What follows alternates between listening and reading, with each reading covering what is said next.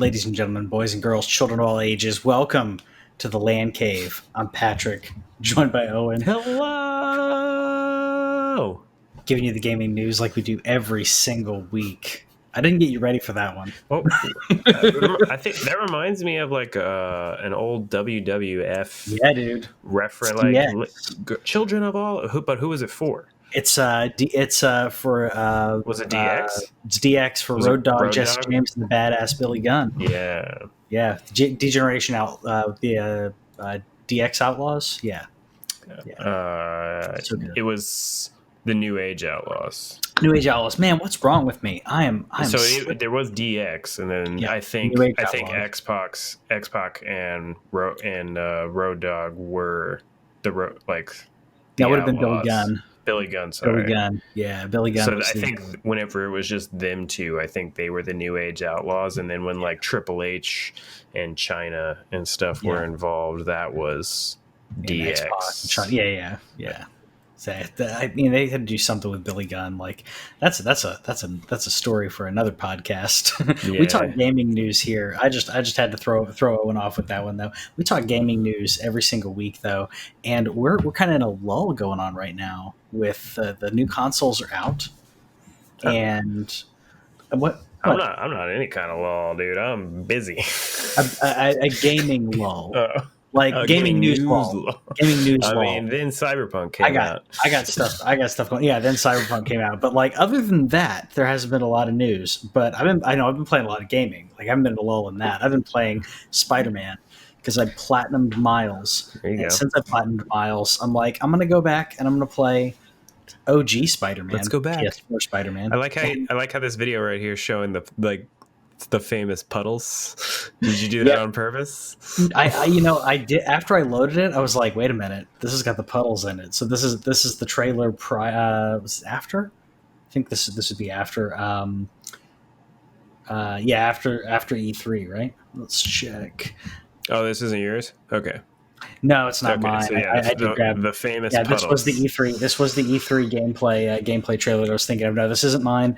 I should have been streaming and I wasn't streaming. This is the E3 puddles that then got changed. But I'm playing the remaster, which I'm liking. Which just got the update along with Miles. So both Miles and the remaster.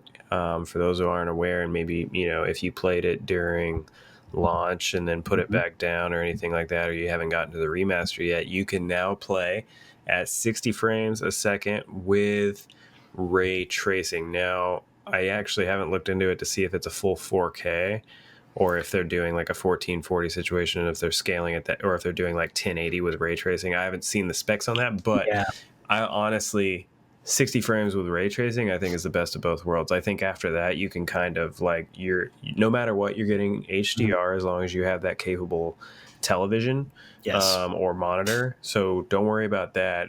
And I think once you get HDR and ray tracing involved, it's like, is it 420? Is it 1440? Is it 4K? Is it 1080? I can't see myself caring as much. So I think it got me excited, to be honest with you, that if Insomniac can do this with a great action game, get that kind of update going, this is what we're talking about. You don't have to give me full 4K. Just give me all the hot stuff. Give me the 60 frames. Give me the ray tracing. Give me the HDR, and we'll work the rest out later. That's true. Because I played Miles in performance mode specifically for the 60 frames. Yeah. And when I switched it over, and it looked amazing in fidelity, but I just gameplay wise, I wanted the frames. Now being able to get, like you said, best of both worlds, I'm excited about that, because this is something PC gamers know about, where you have to pick, do I want a higher resolution or do I want to max out my settings? And those are all the little nuances that console gamers aren't used to tweaking.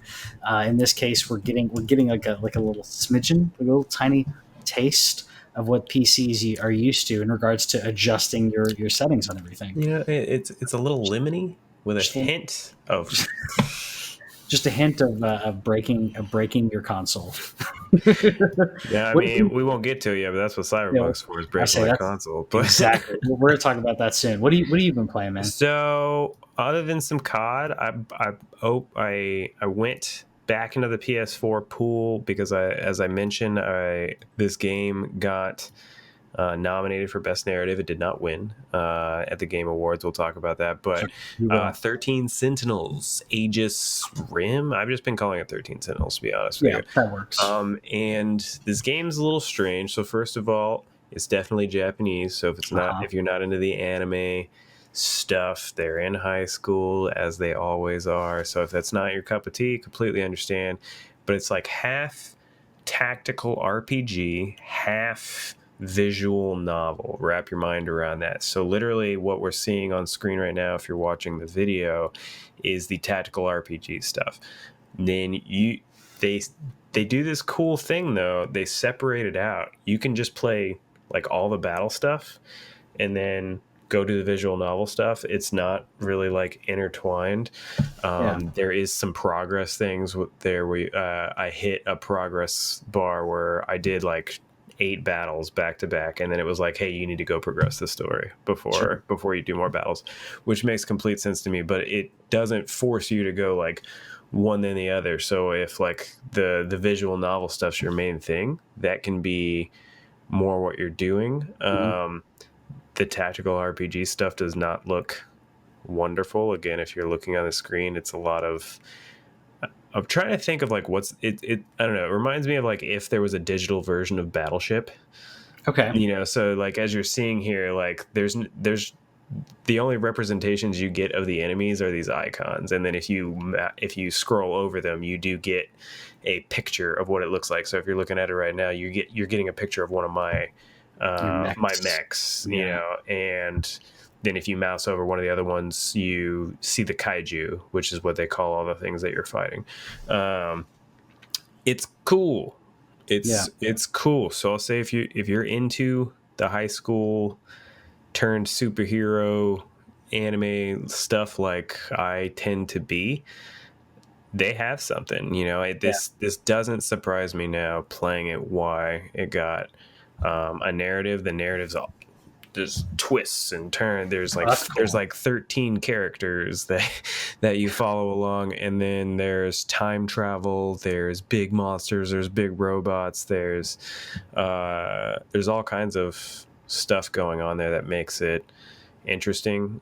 From what I've read online, it's about 30 hours, so I'm enjoying it. I'm gonna finish it. I said the visual novel part. I mean, how is that like in comparison? I mean, you know the combat looks unique for. I mean, it's tactical strategy, tactical RPG. But the how's the visual novel aspects? That's a type of game I haven't gotten into. Like I understand, I appreciate, but like how is that aspect like to someone? Like, would you say it's good in regards to, like in comparison to other visual novel? So I'll say at least you can move around. Like it's not anything where your characters are just standing there. They do move some, and so you do get to walk around a set piece and then select, click on the people and do things. So if it's not normally your cup of tea, maybe you might struggle through it a little bit. You can. I posted that video. The second half of it is just visual novel stuff, so feel free to check that out for at least a few minutes. It's on. It should be a part of the same video. So it's like 45 minutes long. So if you go under our youtube.com/TheLanCave, and again, just raw gameplay. There you go. So it looks like this. You walk around. There's a set piece that you're in. You talk. You've kind of get through that part of the story, and then you'll. You can go to the next set piece of it, and once you finish that character's like section, you go out to this screen where you can keep doing that character's story, or you can pick another character and do their story. So I like the mix. I like the fact that one night I just felt like doing a bunch of battles, so I did like 7 battles back to back to back, and then the next night I did all visual novel stuff. That's cool. See, I like that aspect because, like, now that I think about it, Catherine kind of reminds me of that. There's like puzzle aspect, and then there's the real world where you are going through these dialogues and everything. But you're forced to do one or the other. You're forced. This is the section of the game where you do this, and this because it's driven towards that one character's story. So I might check this out if it goes on sale. If I beat it before you come, I'll let you take it back with you. We'll see. We'll see if I finish it before then. We'll see how that works. Yeah. We talked about PS5 sales, Xbox sales. We haven't gotten a lot of info on Xbox sales, but getting some info on how well that PS5 is selling, and it's not surprising me. So launch records breaking. So gamers. So the highest. It's the highest. Well, hold on. What's wrong with me? Hardware spending up from last year. It's the highest. Shoot, I have this in front Are we of me. talking about PS5? Yeah, PS5. Okay, so PS5, they had the best console launch ever, apparently. So That's right. And they had the best PlayStation launch. They surpassed the amount sold versus PS4 when PS4 launched. What you were probably getting hung up on in the notes is that even with that, Switch is still the highest selling console for 2 years straight. Yes. 24 straight months. The Switch has been dominating. Mm-hmm. Mm-hmm. That was the number 2 in Europe. So when on the launch of the PS5, and I want to say it was actually between launch and Black Friday, Switch is number 2 in Europe for sales. So PlayStation, Switch, Xbox, and that obviously every market is different. So that doesn't mean that the PS5 is selling better than the Xbox by that much, but it is selling really freaking well. And this is what I was trying to explain to people when people are talking about how hard it is to get one, about the staged ordering that Walmart, Best Buy, and everyone was doing, where you're giving you a window to order and multiple windows, is because they knew the demand was so high that they weren't going to have backstock. When they were saying we've literally sold all of our PlayStations, this is why. And it's amazing. And then the numbers on Call of Duty Cold War being the best selling game of the month, and number 2 for the year is Call of Duty Modern Warfare. So Call of Duty Cold War was not only the best selling game of the month, it's already the best selling game of the year. Oh, it is? Okay. So number 2, okay. Number 2 for the year is COD Modern Warfare 2. I think number 2 on the month might have been Spider-Man, but I didn't gather all the NPD numbers. Yeah. But what shocked me about Call of Duty always is up there. It was just crazy in a year that we saw the likes of Animal Crossing selling 25 million copies. You think, maybe, but that's, at the end of the day, Call of Duty is on everything. Yeah. And is always the highest selling game of the year, next to sports games like NBA 2K and Madden. But it's always funny to me seeing 2 Call of Duties be number 1 and 2. So basically what happens is the new one launches, then the other one was still carrying over up until November. So that means Call of Duty just dominates year round in terms of sales. And then I just threw another number in here. You can go check this out, by the way, if you're ever interested. Follow Matt Piscatella on Twitter. He does the NPD group, and it's just, if you're interested in video game sales, console sales, it's just fun for me and fun for us to kind of look at it. We collectively, as the world, spent $7 billion with a B in the month of November. And we're bored. We are bored. That is a record for November. That's a record for November, by the way. So we're talking, November is always the biggest month of the year. For those of you that don't know, the beginning of November all the way through the end, right before Christmas, that's when everything comes out. Think about it. Before Cyberpunk got delayed, it was going to be Cyberpunk, Spider-Man, Call of Duty, and then this year we got 2 new consoles back to back within a week of each other. All of that happened in November. We spent collectively in the world $7 billion.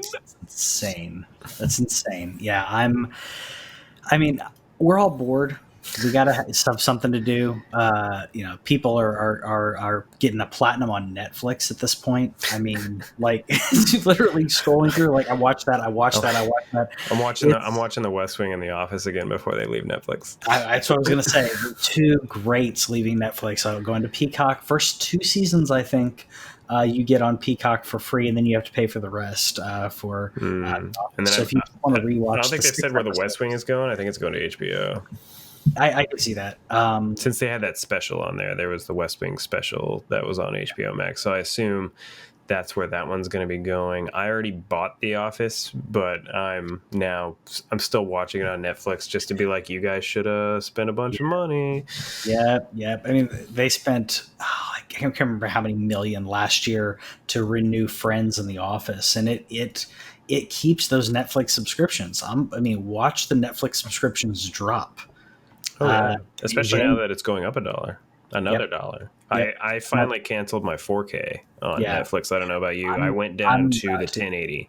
So I'm about to. I've got my Plex server going on. I've got HBO Max. I got other things going on.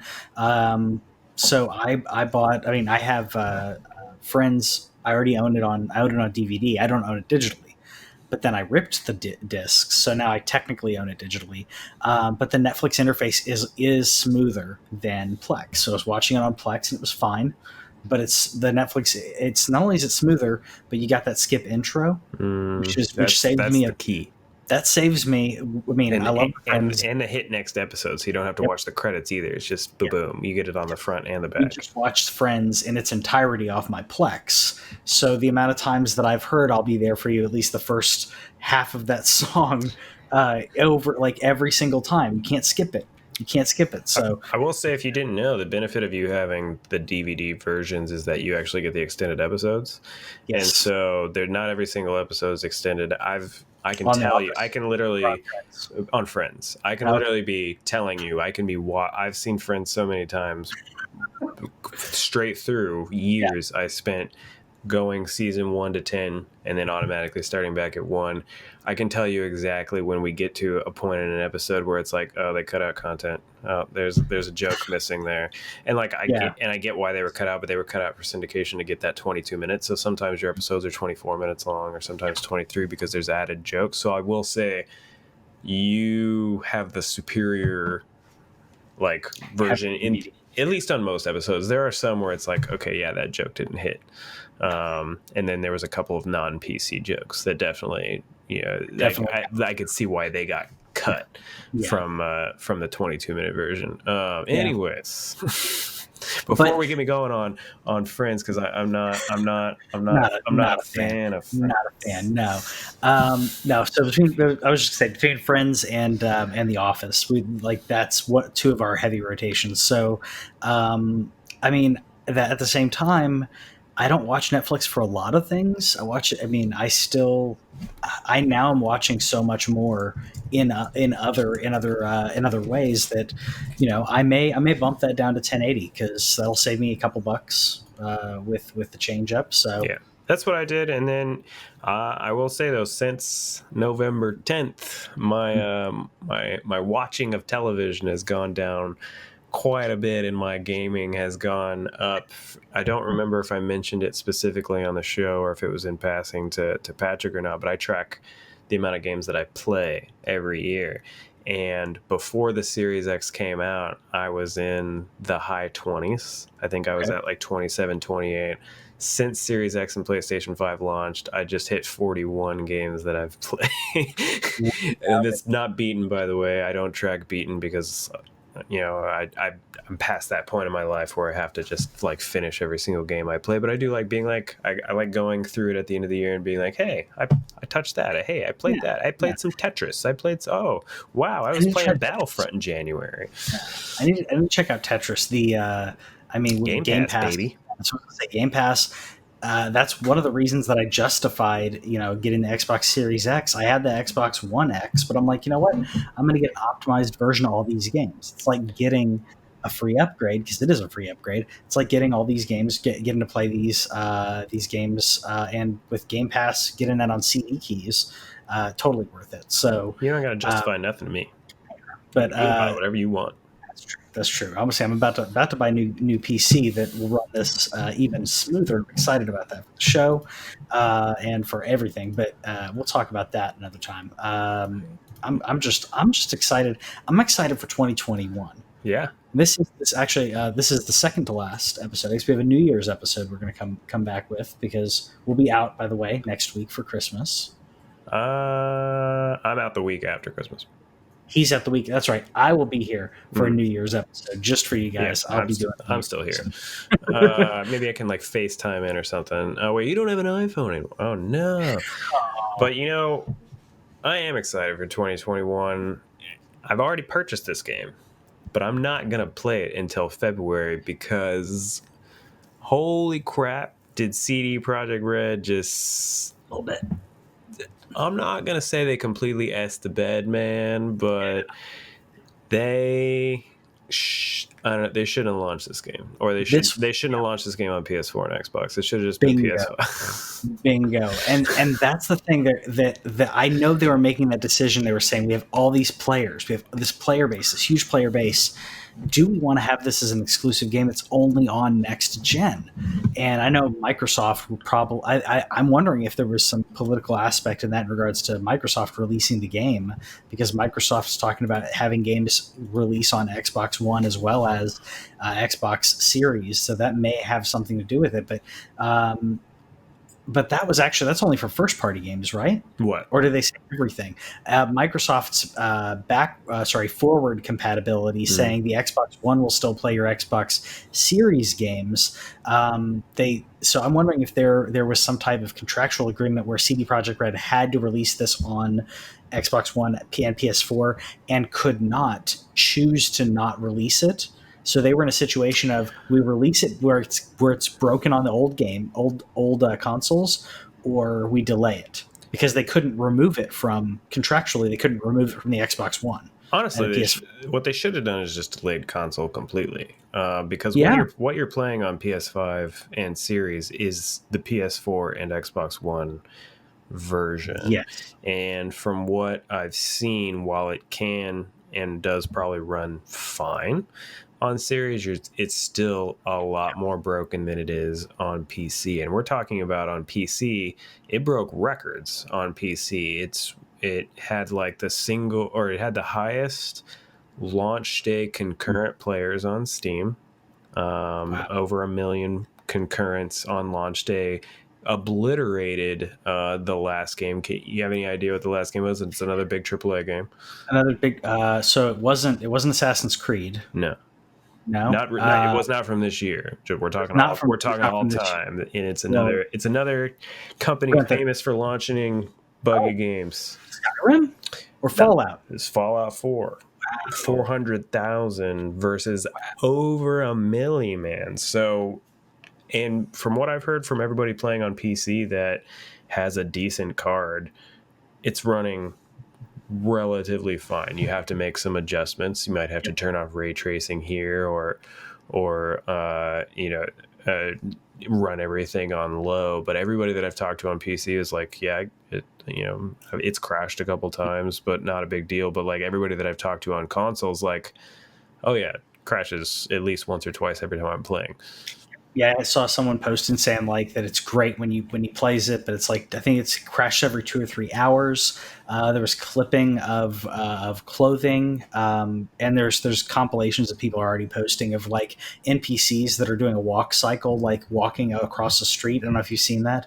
But they just keep crossing the street and then crossing. Have you seen the T-poses? No, what is it? T-pose? Yeah, it's just where you'll go into a room and the character's just like an NPC is just sitting there like T-pose, like they're not moving or anything. They're just that's the character model's default. Where they're just placed in there.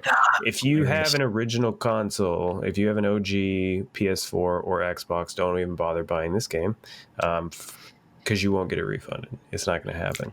That is true. Yeah, so that's the thing. Like there were Xbox One refunds that were going on, but then apparently that became. I don't know exactly I know the digital ones weren't getting refunds, right? It was the physical copies were getting refunds, or was it digital? Well, so here's the thing. So CD Projekt Red put out their famous yellow wallpaper on Twitter. You can go see it right now. They apologized. They apologized. I won't read all of it, but the first part is like, we would like to apologize for not showing you the game on base last-gen consoles before it premiered, which is completely true. What you were seeing whenever you're seeing footage of Cyberpunk, you're probably seeing that on a $2,000, $3,000, $4,000 PC. You're not seeing that on anything, because if you're playing it on a PS4 or an Xbox One base system, you're lucky if you can even get up to 30 frames. Yeah. It's not happening. I saw combat running at like 10 or 15. It was that's sick. Awful. That's disgusting. I mean, I'm sorry, but like that you can't get away with that. It's in 2020. I mean, come on. So skip down to the last paragraph. They say, finally, we want you to stick with us. If you bought the game, please stick with us.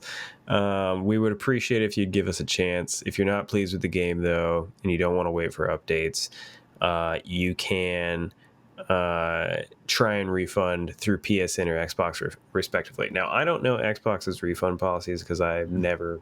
I don't refund games to begin with, but I can speak authoritatively with PS4 and Sony in general. If you have a digital game, there are no refunds. You might be able to get a refund on a pre-order. I think if you do it more than 2 weeks out, I think you can get a refund on a digital pre-order. But once you hit that threshold, and then once the game launches, Sony just said, nope. It's very clearly put. And CD Projekt set this expectation. So I knew the Xbox was people were getting refunds within Xbox. Oh, really? Like, Sony won't do it. Yeah, Sony won't do it. Like, I know people were talking about getting refunds on Xbox. Sony won't do it. But and what I'm curious about now is if you're doing it via third party. I'm assuming that there's still no way to do it like if you went through Amazon. I think you'd still have to go through, like if you purchase the CD key through Amazon, you can't get a refund via Amazon. I don't know. I think they would defer you. Not that I want to test that. It'd probably be like where you redeemed it. Yeah, because Amazon would probably be like, hey, we can't give you. You can ask. It's a redeemed code. Yeah, if it's already been redeemed. Yeah, and then everybody else will just say, and this is I work for a consumer company. You refer back to the point of sale. So wherever you bought it, they're gonna, whether you're talking to the company proper. So like, let's say you bought CD Projekt Red. Well, you bought it on PlayStation. Okay, you bought a PlayStation product. Amazon's going to say you redeemed your code on PlayStation. And then PlayStation's going to say, well, you bought it from Amazon. You can take it up with them, but we're not going to do it. So that's probably not happening. So CD Projekt did say, okay, you can email us. And they gave a date. They said you can email us between now and I forget what the end date was. I think it's on that slide as well. If you just read it real quick, like so it's like, what are they opening their inbox, or did they invent this email address just? What is it? December 21st. December 21st. Yeah. Sorry. The new CPU is going to help that, by the way, when it gets hung up where it's like, I'm going to do it. And then it just doesn't switch. But yeah, so December 21st. So yeah, I mean, I guess you could play it for a little bit and then go ask for a refund if you wanted. But in my opinion, this game is going to get better. It's going to be great. It's okay. On PS5 and Xbox, it's going to be great. PC, it's going to be great as long as you got some decent hardware. Xbox One and PS4, they're going to have to optimize it to make sure it just runs. But it's not going to be good. It's not going to be the same level. It's at the point now, and I was talking to one of my buddies about it. Shout out to Tim if you're listening. We're talking about like GTA. When GTA 5 launched on Xbox 360, he played it on Xbox 360 and he was like, that was terrible. And he stopped playing. But when it came out on PC, he picked it up again. He bought it again and picked it up, and it was much better, obviously. And I get this feeling about Cyberpunk where it's even more so than that, because of the difference, because of the antiquated hardware that they're having to optimize for the old school Xbox One and the old school PS4. It's very antiquated hardware in regards to modern gaming. I hate saying that. But in regards to the actual the GPU and CPU compared to the PS5, that's night and day. And you can't make something shine and be amazing on the new console that also runs on the old console. You got to make it. You got to do a Miles Morales situation where you're like, it's good here and it's even better here, but you can't. This is too ambitious. Cyberpunk's too ambitious. I'm playing Witcher here for the reason of CD Projekt Red have such a great record behind them. This isn't Bethesda. CD Projekt Red has such a great record walking into this that this wounded them like pride. You know, well, it's not. It didn't just wound them like pride. It wounded them financially, because what's crazy about this is, so we're going to talk a little numbers here. Sales wise, they have already recouped the cost of the game. They recouped the cost of the game in the day that it launched. Yeah. And we're talking the day that it launched, it was instantly made up. And I think I'm saying this number out of my butt, but I think it was like 70% of that was pre-orders. So, I wouldn't doubt it. So they recouped the cost of the entire game. That's marketing, development. We're talking one of the most expensive games ever made, and it might be the most expensive. I think the number that I saw this morning was like $350 million. Jeez. We're talking movie level budget for this game.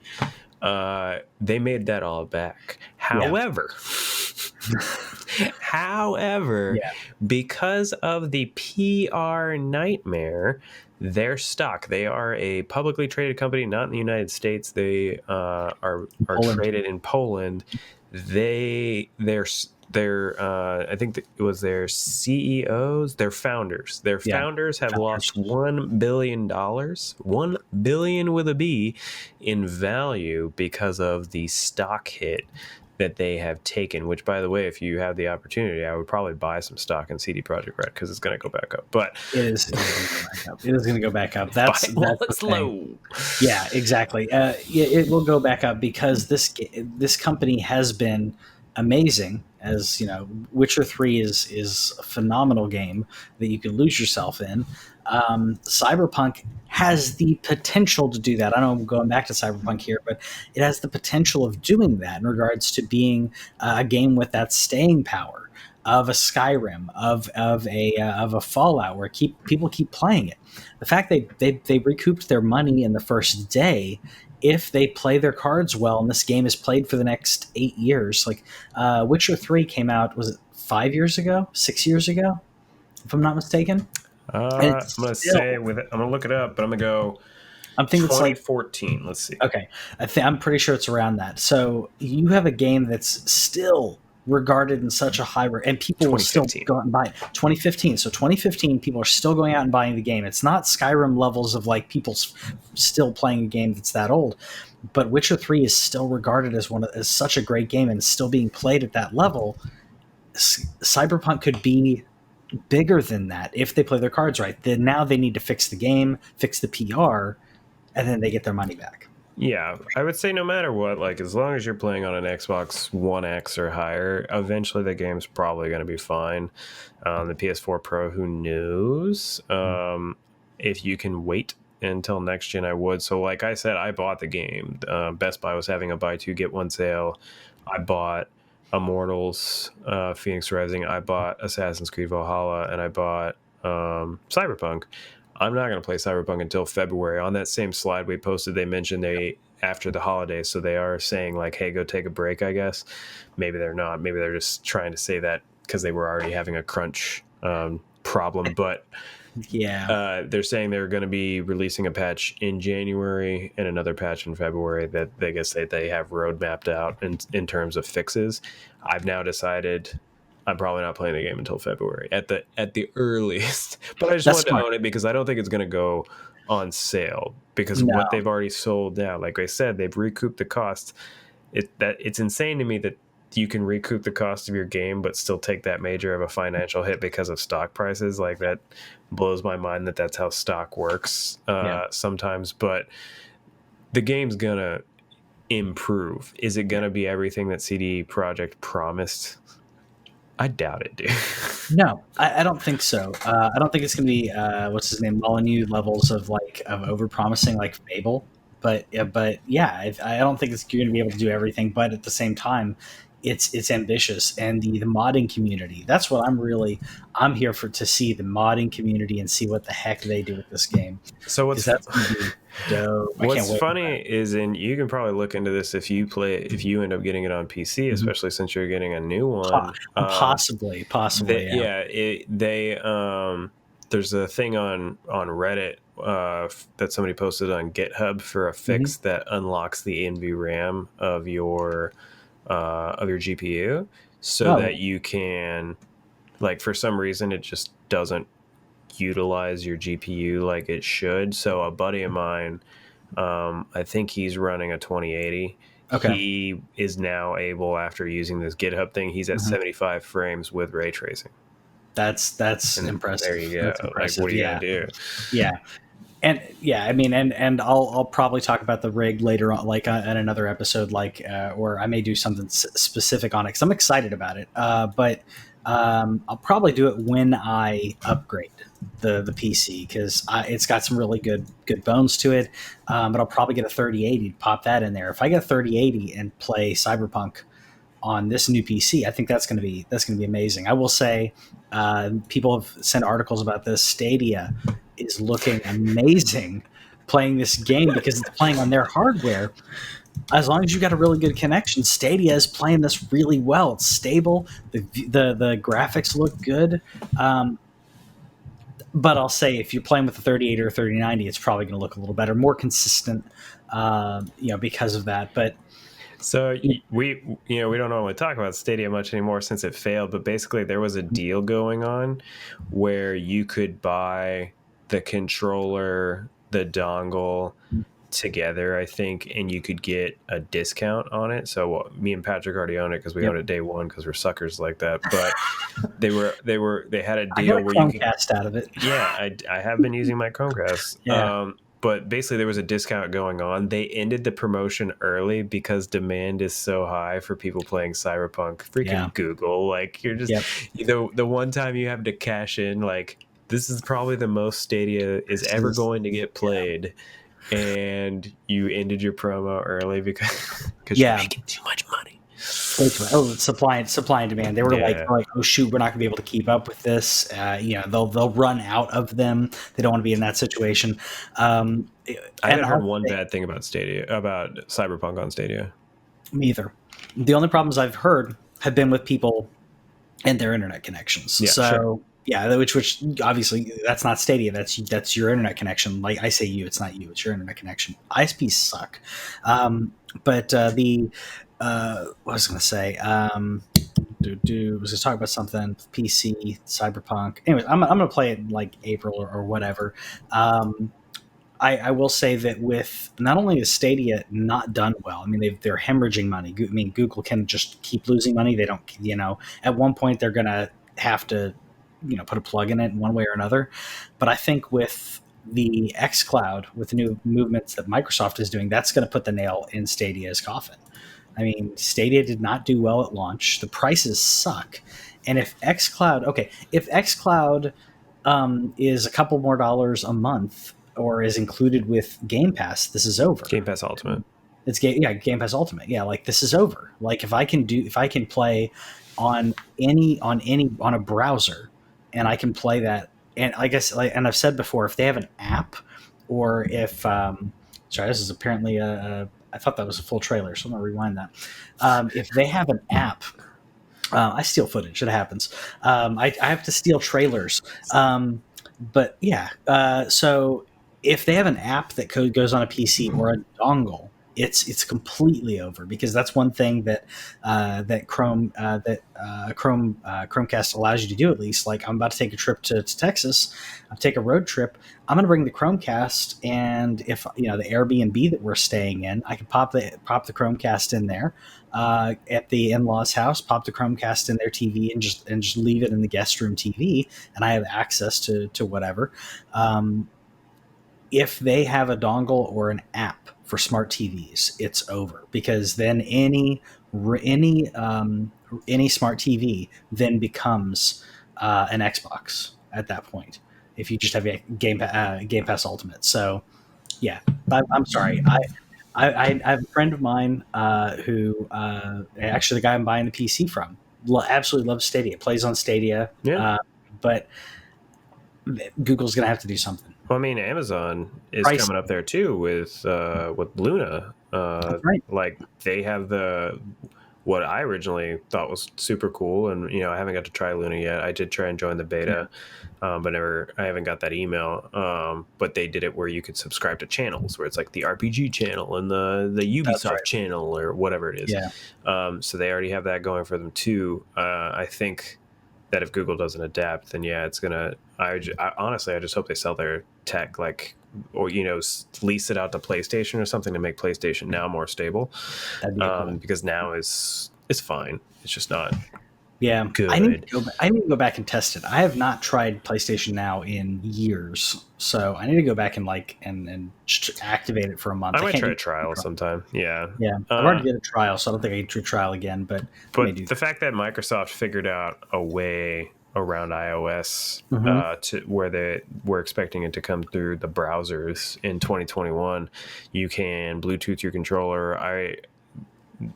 That's going to be a game changer. But like honestly, if you have your DS4 or your Xbox One controller, the second gen Xbox One controller has Bluetooth. Yeah. The OG Xbox One does not. Get yourself a little trial. You're gonna have to buy the game, right? But if you're like, man, I gotta play Cyberpunk, I gotta go, like, all right, recognize the fact that you're gonna be buying a digital game on perhaps a dying platform, but Stadia is there for you, and you can use your controller of choice through the Chrome browser or through Chromecast Chromecast is still Stadia controller. Chromecast still has to be Stadia controller, so you can do it through the Chrome browser on your computer. Trust me, it'll run fine, whatever computer you have. That's the whole point. As long as you got a decent download. As long as you have a decent download. Upload doesn't have to be amazing. It's the download. But as long as your download is decent, as long as your internet connection is stable, like you don't keep having dips. Yeah. And obviously, if you're wired, it's going to be even more stable. But yeah, you're 100% right. It's the place to play it. So if you want to do that, plus if you can't get a PlayStation 5 or an Xbox Series X, maybe that is your way to play it because you don't have a couple $1,000s to throw it down on a PC. But if you had a couple $1,000s, you could also purchase a scalped PlayStation or Xbox. So we've been talking about how much these have been scalped for, and I say that because they were purchased and then put on eBay and all that. We actually have numbers now on how much these sold for. So the amount of money, the PlayStation 5 digital. And I love the total sales, and then you have the profits. And I love that they broke that down because you can see this is your sophisticated break even on your digital with shipping and everything, shipping and taxes and all that. I'm surprised. I would imagine that it should be a little bit higher than that, than 406. But either way, millions. The digital not selling as well as the disc version, but 27 million in sales. So the $18 million in profit, almost $19 million in profit on that. That's it. That's amazing. We're not talking about a couple $100s here and there. I mean, I'm sure someone purchased one and sold it. Some purchased a couple and sold it.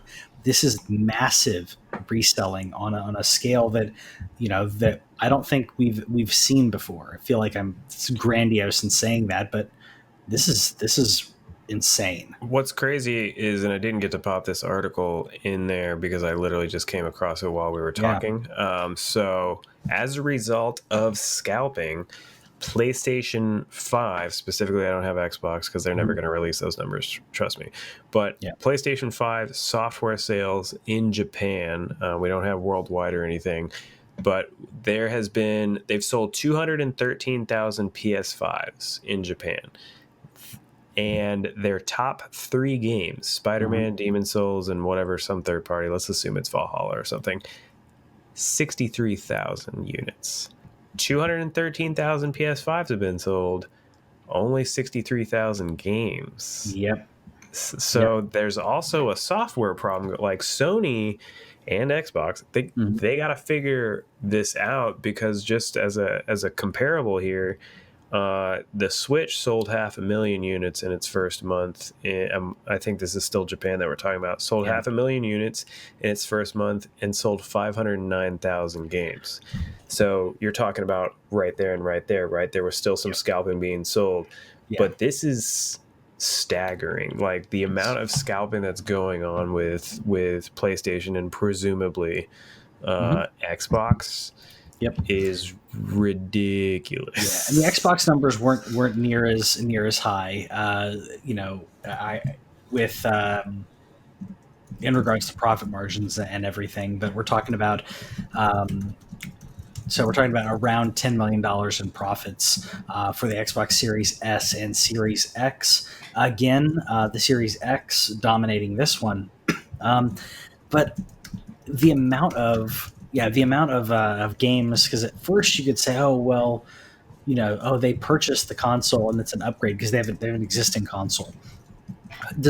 Who does just that?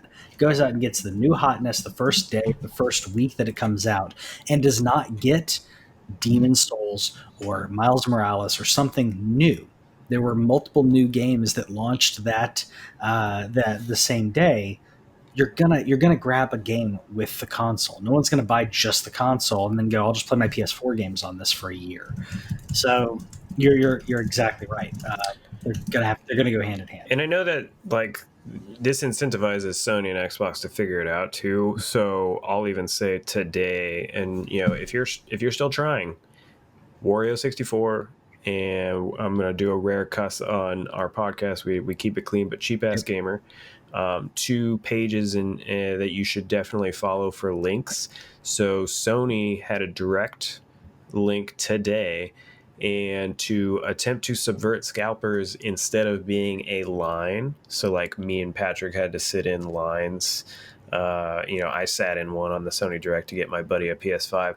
But instead of doing a line, it was lottery based today. So you would join the queue and they would randomly select people in the queue to get in, I think, a real queue. And so they were trying to prevent scalpers from doing it. So they're having restocks like the last few weeks daily. That doesn't mean you're going to get it by Christmas if you're trying to get it for your kid. But they're trying. And so that,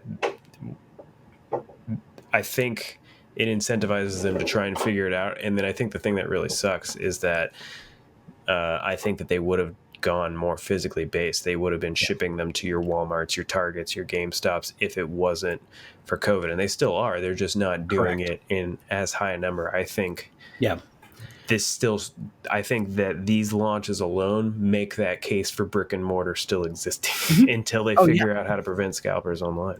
Oh yeah, no, I 100% agree. I mean, I love shopping online. I feel like it's weird that I say that statement, but like if you'd talk to me 10 years ago, I'd be like why is that a thing? It's crazy convenient in 2020, especially with COVID.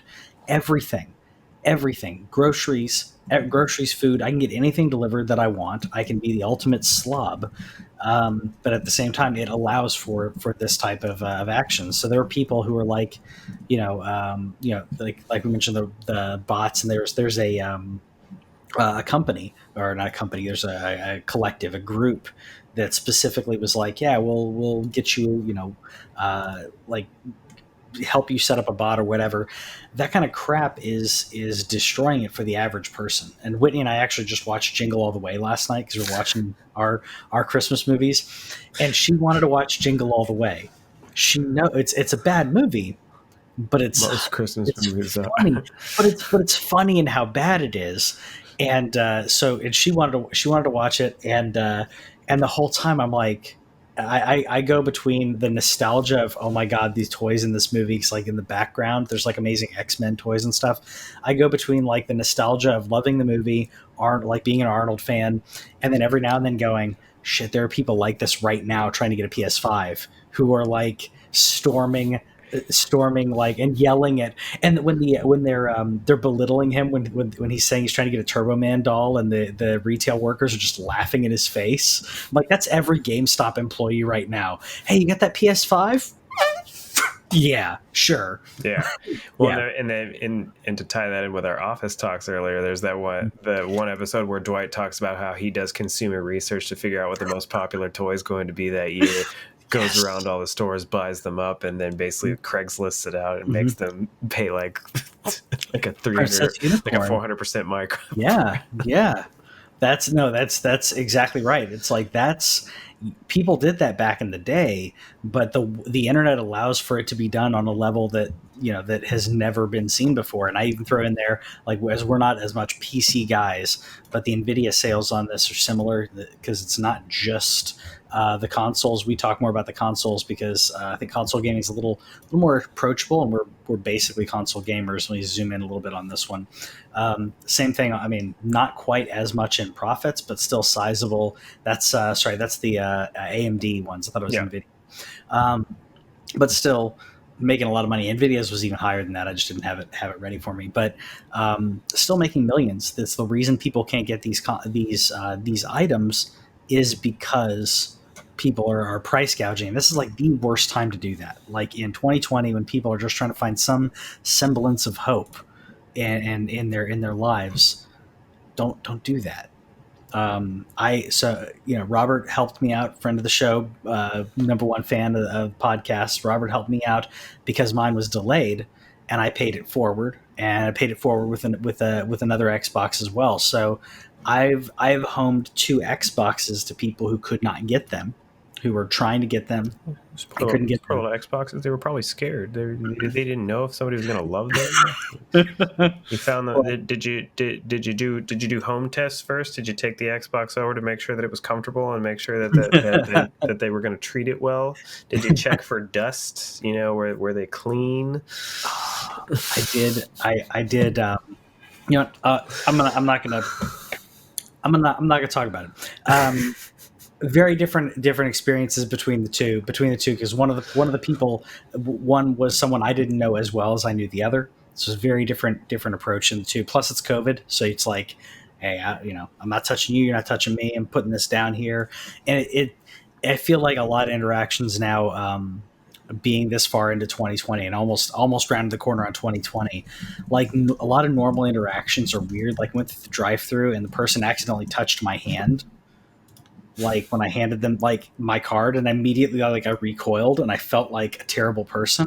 But at the same time, I'm like that's the world right now. So just doing something like, I'm going to drop this off to your house. It's like, it looks like a weird, like Cold War, drop, shadow drop of like secret intel, where it's like, I'm going to put this in a mailbox and drive away. That kind of like, I don't want to see you in a situation, but, either way, 2020 is a freaking weird year.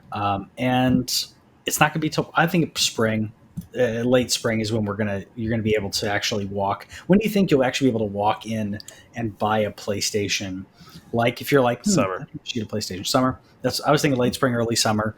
By the time you can actually get one where you're not pre-ordering or ordering online during a window. Yeah, it's really hard to say. I mean,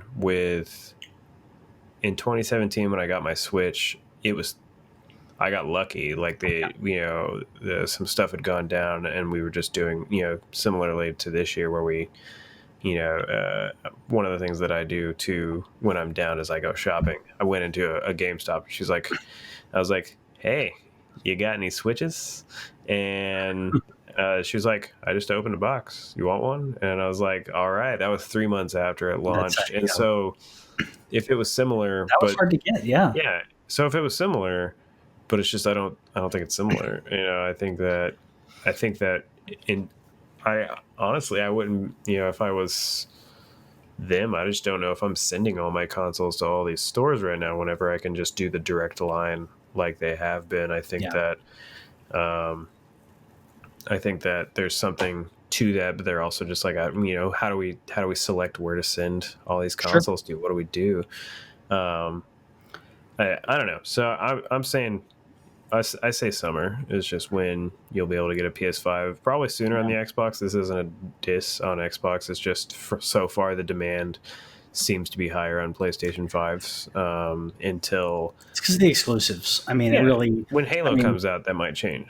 yeah, it's as simple as that. If Halo had launched, if Halo had Infinite had launched on the Xbox, then the Xbox. I'm not saying. I would argue that the Xbox may be selling at the same numbers as PlayStation 5 if Halo had launched, because on PlayStation 5 you got Demon Souls, which is a divisive game. You're not a Souls player. You're not going to grab it.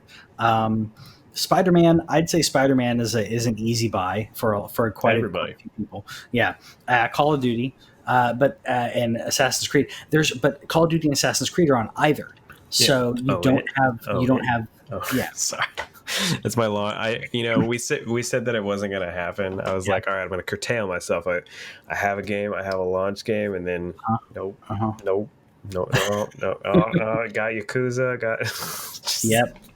Yep, and another one, It just keeps happening. What also keeps happening? Me being awesome at predicting Game Awards winners. Yeah, I was going to say to wrap up the show. You won, and I was like, it was kind of close for a bit, but no. You won by 4 in this. You won by a landslide. We were very similar in a lot of our choices. Got more votes than Biden did. I don't know about that. So yeah, we won by 4, which in the amount of the ones that we actually predicted, that's a decent amount. The Last of Us 2, which for the most part we both were right on most of their wins. They took home a good chunk of everything. The only one we didn't get on that was Best Game Direction. I thought they were going to mix it up like the Oscars, and Druckmann got it. Again, divisive as he is, Druckmann got this. And I also didn't think that they would take home action adventure. I thought that the critics would be like, okay, we'll give Game of the Year to The Last of Us and give action adventure to I think I picked Spider-Man. I was like, I thought that, and I think, what did you pick? Did you pick Ghost? Yeah, and so I just thought that those were 2 games where it's like, that's your category to win. You're not going to win Game of the Year, you little tyke, but you can win action adventure. Yeah. And like, that's what happened with action game on Hades. Yeah.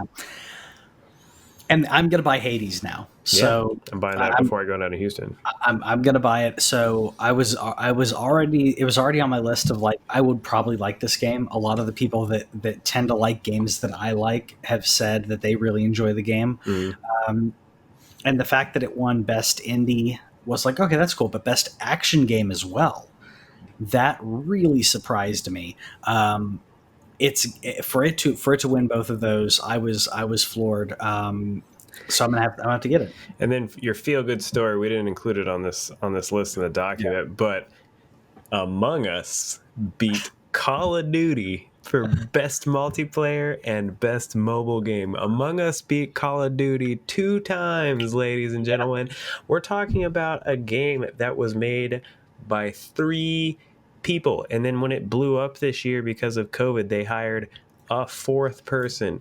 One best multiplayer game. Well, it proves that if you have a really stellar game, an amazing concept, an addictive, and Among Us, I'm stating the obvious here. Among Us, it wins for multiplayer because it facilitates narratives. It facilitates situations between you and other people that can't happen otherwise. It's like Dungeons and Dragons, right?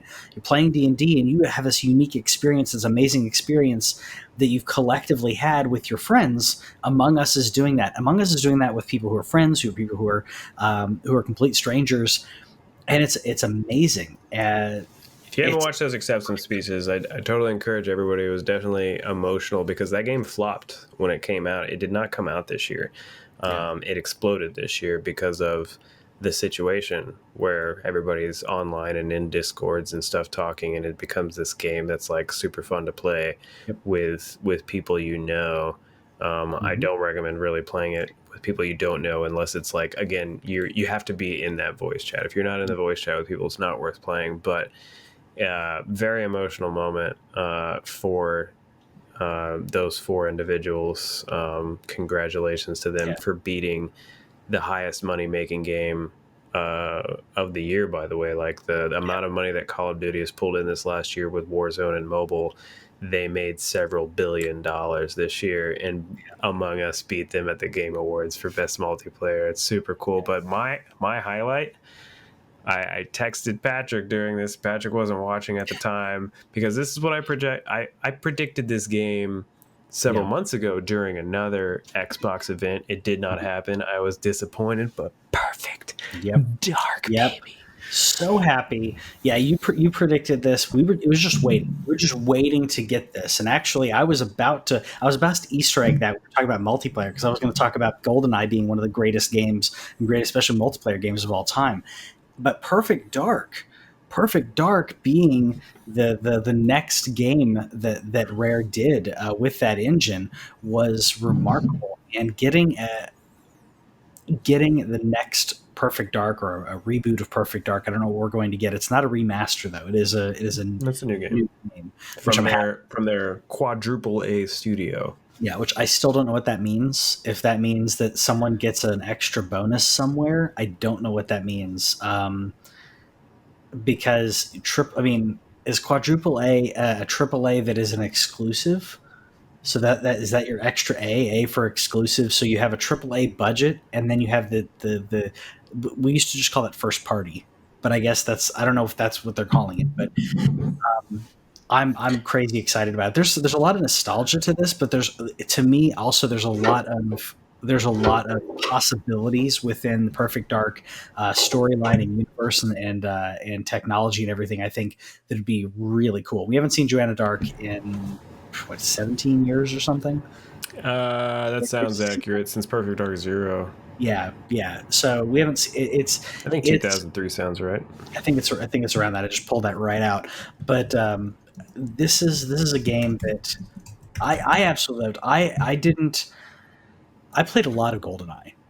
Don't get me wrong. I played a lot of GoldenEye. That was one of my favorite. 2005. 2005. You were close. I was close. So I played a lot of GoldenEye. I played as much multiplayer as I played single player of GoldenEye, but I'd venture to say that I played almost as much Perfect Dark single player that I did GoldenEye. I mean, everything from the story was great and everything, but also like there was like training areas that you could go into, which I also loved in Tomb Raider, when you could go into like around her house and you'd be like, oh, here's the training area.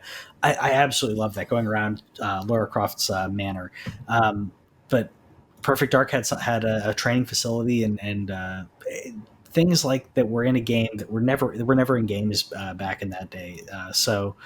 This is from the Initiative, by the way. If we didn't have, we said the quadruple A studio, but the reason why they're calling it is because their goal was that they recruited a lot of great talent to bring together. I'm glad that this is their first project. Like, way to go! I hope they freaking nail it. Like, this is the kind of stuff that I want to see, and I'm excited to see it. I'm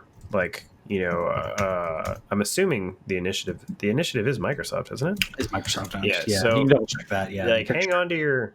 The initiative's new games. I mean, this is why you get an Xbox. PC gamer. That's what I'm saying. 2021 and beyond. By 2022, I expect some bangers on the series. We'll have Halo by then. We'll probably have a new Gears by then. We'll probably have this Perfect Dark game. We'll have whatever Obsidian is working on, whether it's the Outer Worlds 2 or New Vegas 2. We'll have a Bethesda deal in place where I'm still saying we're getting Elder Scrolls and any Fallout games. Those are still going to come to PlayStation. I can almost guarantee it. But there is going to be either timed exclusivity or whatever that happens with that. The Xbox Perfect Dark, I'm more excited for that than Halo. It's gonna be an amazing pairing. So let us know what you think about. I don't know if our viewers feel the same way, but are you more excited about Joanna Dark returning as you are Master Chief? What are you excited about next year, 2021? Next episode, we're going to talk about reflect on 2020. Is it next episode? No, sorry, we'll do that. The episode after it. Next episode will be me talking about random stuff alone. the first episode of 2021 will be reflecting on 2020, if that works for you. Figure out which day is which. I'm still here next week, but you're in Texas, right? I'm spending time with family. I'll be in Texas. So I'll be off. The next 2 weeks you're going to be a little dicey. We'll play it, maybe we go live on a Tuesday or something. Who knows? But we're here every single week. There will be some type of content. Exactly. So come check us out every Wednesday, except for around Christmas. But Merry Christmas, Happy Hanukkah, second to last night of Hanukkah. If you're watching this live, Merry holidays in general. Merry holidays in general. Do your holidays. Happy New Year. If we don't see you, well, you'll see you before then. But we love you guys. We'll see you later.